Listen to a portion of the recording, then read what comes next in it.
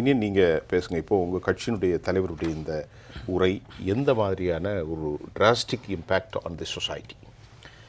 முதல்ல காங்கிரஸ் கட்சியினுடைய நிலைப்பாடு என்னன்றது தெளிவுபடுத்தப்பட்டிருக்கிறது. சரி, உங்களுக்கு காஷ்மீர் மாநிலம் அதனுடைய உரிமைகள் பறிக்கப்பட்டு அது ஒரு யூனியன் பிரதேசமாக மாற்றப்பட்டிருக்கிறது. இதுல காங்கிரஸ் கட்சியோட நிலைப்பாடு என்ன? காங்கிரஸ் கட்சி இதை யூனியன் பிரதேசமாக தான் தொடர விரும்புகிறதா அல்லது மீண்டும் மாநிலமாக மாற்ற அதற்கான முயற்சிகளை எடுக்குமா என்ற ஒரு கேள்வி நீண்ட காலமாகவே ஊடகங்களில் பேசப்பட்ட ஒன்று. அது இப்போ தெளிவுபடுத்தியாச்சு. காங்கிரஸ் கட்சி ஆட்சிக்கு வரும் பட்சத்தில் ஒன்றிய அரசுல நிச்சயமாக நாங்கள் மீண்டும் காஷ்மீரை இந்த யூனியன் பிரதேசத்திலிருந்து மாநில அரசாக, மாநில உரிமைகளுக்கு உட்படுத்தக்கூடிய அரசாக நாங்கள் மாற்றுவோம் என்கிற ஒரு நிலைப்பாட்டு, ஒரு ஐடியாலஜிக்கல் ஸ்டாண்டை இன்றைக்கு தலைவர் ராகுல் காந்தி அறிவித்திருக்கிறார். அப்படிதான் நாங்கள் பார்க்குறோம். இது என்ன பிரச்சனைனா, இந்த காஷ்மீர் மாநிலத்துக்கான சிறப்பு அந்தஸ்து என்பது இது ஒரு அரசியல் டிபேட்டை தான் பார்க்குறாங்க. இது ஒரு அரசியலை தாண்டி அந்த மாநில மக்களினுடைய கலாச்சார அடையாளமாகத்தான் இந்த ஆர்டிகல் 370 வழங்கப்பட்டது. இந்த ஆர்டிகல் 370 இந்தியாவுக்கான வரலாற்றை தீர்மானிக்கக்கூடிய அளவில் இருந்திருந்தாலும் எதிர்காலத்தில் எத்தனை வருஷத்துக்கு இது இருக்கும் அப்படின்ற ஒரு பெரிய கேள்வி எழும்பொழுது காங்கிரஸ் கட்சி இதுக்கு சொன்ன பதில் என்ன? இது ஒரு நிரந்தர ஒரு தீர்வு, ஒரு டெம்பரரி சொல்யூஷன் தான் இது. இது 2000 வருஷத்துக்கோ 1000 வருஷத்துக்கோ இந்த 370 இருக்காது என்று தெளிவாக நாங்கள் இருக்கிறோம். அப்போ என்னன்னா, ஆர்டிகல் 370 எப்படி நீக்க வேண்டும் என்கிற அப்ரகேஷன் ஆஃப் ஆர்டிகல் 370 அதற்கான வழிமுறை, அந்த கைட்லைன்ஸ் அந்த ஆர்டிகல் 370க்குள்ளேயே இருக்கிறது. அது என்ன சொல்லுதுன்னா, இந்திய நாடாளுமன்றத்தில் தீர்மானம் நிறைவேற்றப்பட வேண்டும், அது சட்ட திருத்தம் கொண்டு வர வேண்டும். அதன் பிறகு அது காஷ்மீர் மாநிலத்தினுடைய சட்டமன்றத்தில் பெரும்பான்மை நிரூபித்தால் தான் காஷ்மீர் மாநிலத்தினுடைய சிறப்பு அந்தஸ்தை நீக்க முடியும் என்கிற ஒரு ப்ரொவிஷன் இருக்கும் பொழுது, சட்டம் இருக்கும் பொழுது, இவங்க பாட்டுக்கு போற போக்குல ஒரு கேபினெட்டோட அப்ரூவல் வச்சுக்கிட்டு பிரசிடென்ஷியல் ஆர்டர் வாங்கி குடியரசுத் ஒப்புதலை வாங்கிட்டு இவங்க நாங்க ஆர்டிகல் 370 நீக்கிறோம், சட்டத்தை திருத்துறோம், அதன் மூலமாக காஷ்மீர் என்கிற ஒரு மாநிலத்தை நாங்கள் யூனியன் பிரதேசமாக மாற்றோம் என்பது மிகப்பெரிய அராஜக போக்கு, சர்வாதிகாரத்தினுடைய உதாரணமாக இருக்கிறது. இனியன்ட்ட ஒரு கேள்வி. சட்ட ரீதியாக லெஜிஸ்லேட்டிவ் அசம்பிளியில் பெர்மிஷன் ஷுட் பி கிராண்டட், கொடுக்கப்பட வேண்டும், கொடுத்துருக்கணும், கொடுக்கல. இப்போ இது லெஜிட்டிமேசியா சட்ட ரீதியாக லீகல் அப்ரூவல் போகும்போது 4 ஆண்டு காலம் கழிச்சு இதெல்லாம் தெரியாமலா சந்திரசூட் போன்ற தலைமையில் ஒரு நீண்ட நெடிய வாதத்துக்கு அப்புறம் எப்படி பெர்மிட் பண்ணாங்க? இல்லை, அதுதான் அது எப்படி கொடுத்தாங்க? இல்லை, அது வேடிக்கையான ஒரு தீர்ப்புன்றது அன்னைக்கே நம்ம பேசிட்டோம். அன்னைக்கே பல விவாதங்கள்ல நான் அதை பற்றி குறித்து பேசியிருக்கிறேன்.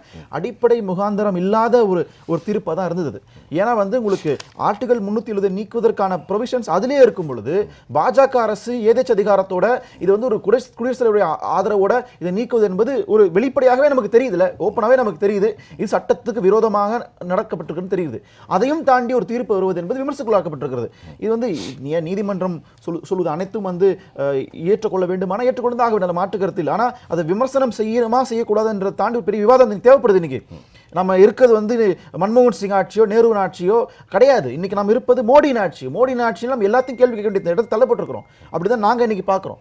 அதன் அடிப்படையில் இப்போ என்ன இவங்க சொல்றாங்க அப்படின்னா, மோடி வந்ததுக்கு பிறகு காஷ்மீர்ல இந்த தீவிரவாத ஊடுருவல் குறைந்து விட்டது. உண்மையிலே குறைஞ்சிருக்கா? இல்ல penetration away from the border, அதுக்கப்புறம் இந்த மாதிரியான பயங்கரவாத நடவடிக்கைகள் இதெல்லாம் இப்பொழுது இருக்குதா இல்லையா? இல்லை, அது என்ன அடிப்படையில் சொல்கிறாங்கன்னு ஒரு பெரிய கேள்வி இருக்குது. அதாவது ஒன்றிய அரசினுடைய உள்துறை அமைச்சகம், ஹோம் மினிஸ்ட்ரி 2019 வெளியிட்ட ஒரு அறிக்கையில் என்ன சொல்லியிருக்காங்கன்னா, இது நெட்டில் இருக்குது, யார் வேணா பிரஸ் இன்ஃபர்மேஷன் பியூரோ டாக்குமெண்ட்டில் இருக்குது, 2011 இன்ஃபில்ட்ரேஷன் குறைந்திருப்பதாக இவங்க அறிக்கை சொல்லுகிறது. சரி, ஊடுருவல் இன்ஃபில்ட்ரேஷன் ரைட், 2011 குறைந்ததாக சொல்லுகிறது. அப்ப 2011 ஆட்சியில் யார் இருந்தா? அன்னைக்கு காங்கிரஸ் அரசு தான் ஆட்சியில் இருந்து. அன்னைக்கு டாக்டர் மன்மோகன் சிங் பிரதமராக இருந்தார். அப்போ காஷ்மீர்ல இருக்கக்கூடிய பிரச்சனைகளை தீர்க்கக்கூடிய அளவில் அன்றைக்கு அரசு செயல்பட்டு இருக்கிறது.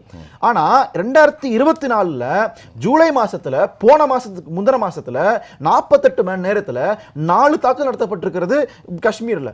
அதே மாதிரி பத்தான்காட்லையும் யூரியிலையும் ஏகப்பட்ட தாக்குதல் நடத்தப்பட்டிருக்கிறது காஷ்மீர்ல. அப்போ ஆர்டிகல் 370 நீக்கிட்டோம்னா காஷ்மீர்ல 370 பிறகு இவங்க என்ன சொன்னாங்க? ஆர்டிகல் 370 நீக்கிட்டோம்னா ஒட்டுமொத்த கட்டுப்பாடு ஒன்றிய அரசு கண்ட்ரோல்ல வந்துரும், தீவிரவாதம் கட்டுப்படுத்தப்படும் அப்படின்னு சொன்னாங்க. ஆனா அப்படி ஒன்றும் நடக்கல, பெரிய மாற்றம் எதுவும் எழவே இல்லை. ஏற்கனவே என்ன நிலைமை இருந்ததோ அதை விட நிலைமை மோசமாக மாறி இருக்கிறது என்பதுதான் யதார்த்தமாக இருக்கிறது. இவங்க என்ன பண்ணிருக்காங்கன்னா, இந்த இஷ்யூஸ், இந்த தாக்குதல்களை கேட்டகரைஸ் பண்ணிருக்காங்க. மேஜர் அட்டாக்ஸ், மைனர் அட்டாக்ஸ்னு. இதுவே முதல்ல ஒரு அயோக்கியத்தனமான ஒரு பார்வை இது. ஏன்னா நீங்க தான் கேட்டகரைஸ் பண்றீங்க, இதெல்லாம் மைனர் அட்டாக்ஸ், இதெல்லாம் மேஜர் அட்டாக்ஸ்னு. அப்போ நீங்க மேஜர் அட்டாக்ஸ்னு ஒரு கேட்டகரைஸ் பண்ணும் பொழுது அது பல தாக்குதல்களை, பல ஊடுருவல்களை அது மறைப்பதாக போகிறது. அந்த ஒன்றிய அரசு, இந்த ஹோம் மினிஸ்ட்ரி அப்படி ப்ளே பண்றாங்க. அப்ப இதுதான் நாங்க பாக்குறோம். நாங்க அதன் அடிப்படையில் இவங்க சொல்லுகின்ற அறிக்கை எல்லாமே போகஸாக இருக்கிறது. இன்னைக்கு வரைக்கும் நாங்க இன்னைக்கு ஒரு தெளிவான நிலைப்பாடு எடுத்திருக்கின்றோம். காஷ்மீர் மீண்டும் ஒரு மாநிலமாக உங்களுடைய காங்கிரஸ் ஆட்சியோ அல்லது கோலியேஷன் இந்தியா கூட்டணி வந்தால் இந்த ஆப்ரிகேட்டடை நீங்க நீக்கிட்டு மறுபடியும் 370 கொண்டு வந்துருவீங்க. ஆமா, special provision for the states. Yes, ஆமா, அப்படிதானே? ஆமா, அது நடக்கும். அதாவது யூனியன் டெரிட்டரி நீக்கப்படும், மாநில அந்தஸ்து வரும். மாநில அந்தஸ்து கொடுப்பு. அப்ப பிஜேபி சொல்கிறது மாநில அந்தஸ்து நாங்கள் கொடுக்க போகிறோம், விரைவில் கொடுக்க போகிறதுக்கும் இந்த 370க்கும் ஸ்பெஷல் ப்ரொவிஷனுக்கும் என்ன வித்தியாசம்? இல்ல நீங்க நான் சொல்ற புரிஞ்சுக்கிட்டேன் உங்களுக்கு. மாநில அந்தஸ்தே நாங்கள் மீண்டும் கொடுப்போம், யூனியன் டெரிட்டரியாக இருக்காது என்று சொல்கிறார்கள். அப்படி என்னால் இந்த 370 ஆப்ரிகேட்டடுக்கான நோக்கம் என்ன? மாநில அந்தஸ்து கொடுத்தும் 370 இருக்காதா? நான் கேட்குறேன்.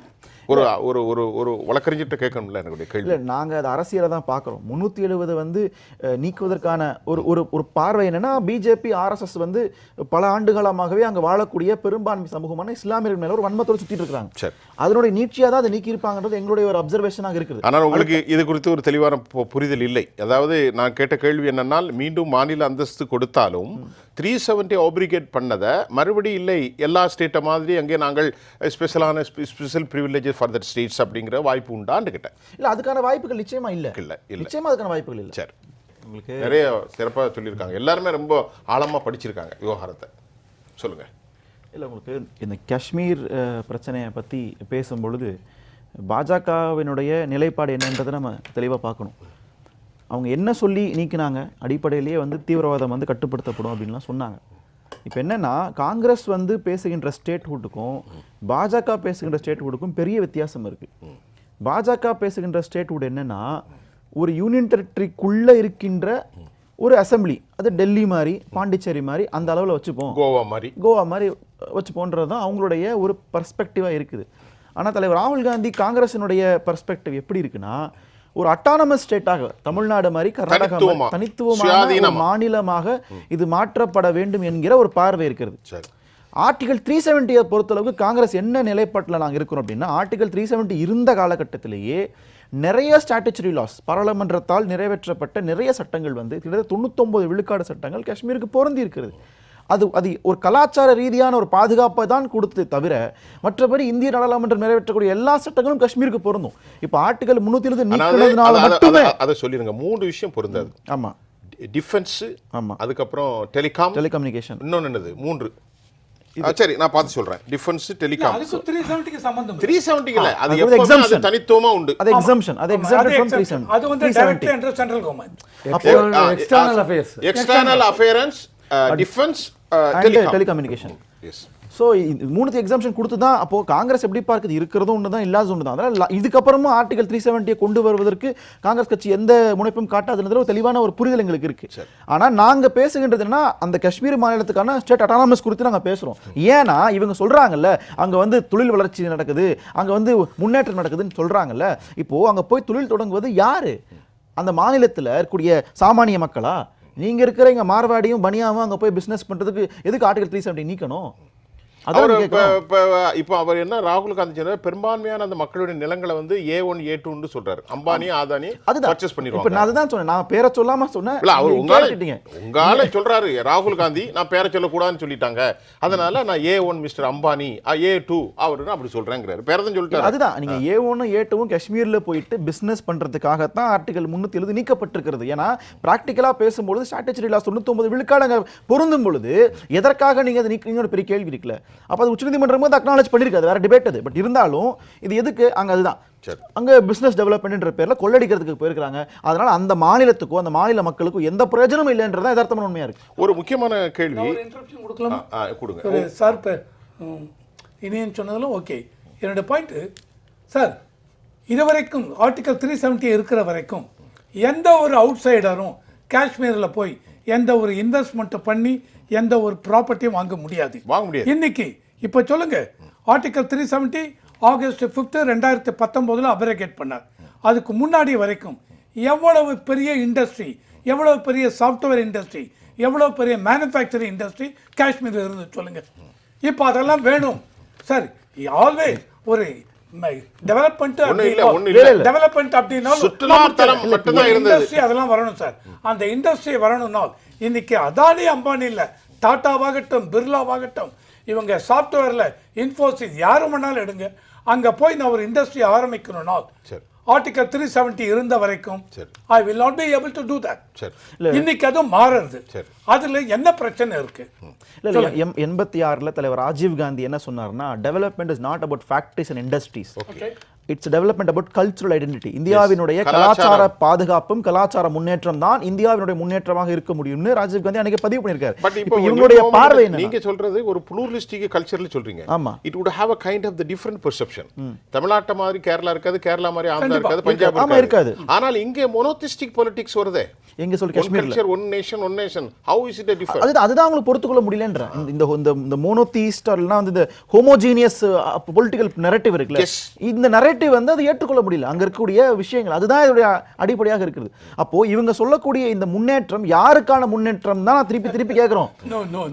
இவங்க சொல்லக்கூடிய முன்னேற்றம் யாருக்கான முன்னேற்றம்? அந்த மக்களினுடைய முன்னேற்றம் நடக்கிறதா? சாமானிய மக்கள் முன்னேற போறாங்களா? இல்ல. ரெண்டாவது ஆல்வேஸ் இவங்க காங்கிரஸ் பொறுத்த வரைக்கும், ராகுல் காந்தி அவரை பொறுத்த வரைக்கும், it is totally they got a prejudiced view. என்ன prejudice அப்படினா அதானி அம்பானி A1 A2 பொதுவா எப்ப யூஸ் பண்ணுவாங்க? அவர் அந்த கேம்பெயின்ல எப்ப பார்த்தாலும் நைட் இரவு தூங்கும்போது வரைக்கும் உங்க தலைவர் அதானி அம்பானி. உண்மையான சொல்றேன் என்ன விஷயம் சார்? அதானி அம்பானி சொல்றச்சே நான் என்ன கேக்குறேன்? கருப்பு பணத்தை கொடுத்தாங்க வேன்ல. அதானி மோடி பாத்துக்காரல. இவ்வளவு பிரச்சனை நாட்டுல கருப்பு பணத்தை கொண்டு வரத மோடி பாத்துக்காரல வேன்ல. வண்டியில கருப்பு பணத்தை அதானிக்கு during ராஜீவ் காந்தி பீரியட் மோடி பாத்துக்காரர். அதுக்கு அப்புறம் லஞ்ச பணத்தை வேன்ல கொண்டு வரத மோடி பாத்துக்கிறார். இன்வெஸ்ட்மென்ட் கொடுக்கிறதுக்கு அதுக்காக நான் A1 A2 சொல்றோம். இவங்க தான் பண்ணி கொடுத்தது.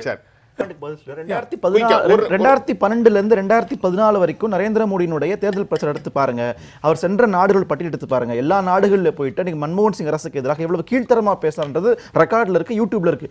அது ஒருபோதும் தலைவர் ராகுல் காந்தி அந்த மாதிரி கீழ்த்தரமாலாம் பேசல. நம்பர் 1. ரெண்டாவது, நீங்க தேர்தல் இது ஒரு பல்லு பிடுங்கின பாம்பா இருந்தாலும், ஜனநாயகம் வந்து ஒரு பவர்லெஸ் டெமோக்ராசியா இருந்தாலும், நாங்க என்ன முயற்சி பண்றோம்னா இந்த மக்களினுடைய உணர்வுகளை பிரதிபலிப்பதற்கு, பதிவு செய்வதற்கு இந்த போட்டியில நாங்க பங்கெடுக்க வேண்டிய தேவை இருக்கிறது. இந்த ரெப்ரசன்டேஷன் தேவைப்படுகிறது.